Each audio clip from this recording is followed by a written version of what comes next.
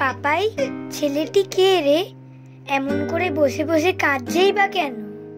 আরে এ তো অমল, মিত্তির দাদু গ্রাম থেকে এনেছে। বুঝেছি, সেই কিপটে বুড়োটা। কি হয়েছে অমল, কাঁদছো কেন?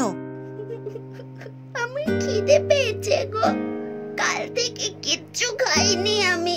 সে কি, কেন রে?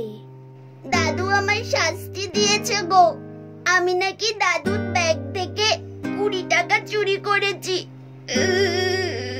ছি ছি, তাই খেতে না দিয়ে শাস্তি? তুমি বাড়ি যাবে? আমরা বড় গরিব, বাবা আমাকে এখানে রেখে গেছে কাজ করার জন্য। ঠিক আছে, আমাদের কাছে যা আছে তা দিয়ে তোমায় কিছু খাইয়ে দি, চলো।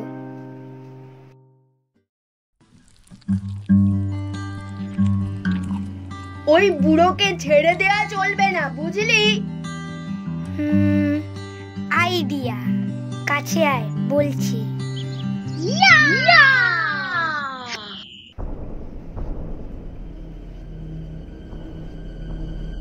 ওম শান্তি, ওম শান্তি। এই কে রে? আসুন আসুন বাবা, এটা আমার বাড়ি। এই পেলা, যা বাবার জন্য একটা চেয়ার এনে দে। এটা কি তোর নাতি?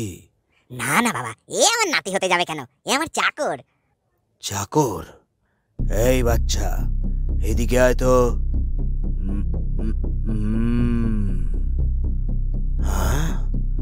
এ যে দেখছি রাজ টিকা নিয়ে জন্মেছে। যেখানে হাত দেবে সেখানেই সোনা ফলাবে।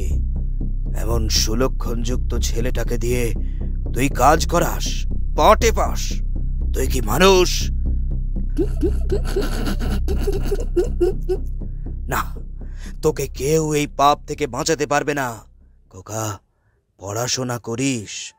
না বাবা, বাড়িতে করতাম, এখানে তো কাজ করতে এসেছি, পড়াশোনা করব কি করে? পাষণ্ড, চল তুই আমার সঙ্গে।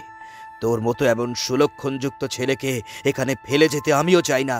আর হরিদাস, আমি বলে গেলাম, এই বাড়িতে তুই পচে মরবি। না বাবা, না বাবা, না বাবা, ওকে নিয়ে যাবেন না। আমি একে পড়াশোনা করাবো, নিজের নাতির মতো ভালোবাসবো, শুধু ওকে আপনি নিয়ে যাবেন না। এই খোকা, তুই এর কাছে থাকবি? থাকবো। যা, ছেড়ে দিলাম তোকে। তবে এই ছেলের প্রতি কোনো অন্যায় হলে আমি কিন্তু আবার আসব। ওম শান্তি। আয় পেলা, আজ থেকে তুই আমার সব দাদু। ও হাবুদা, তোমার অভিনয়ের তুলনা নেই।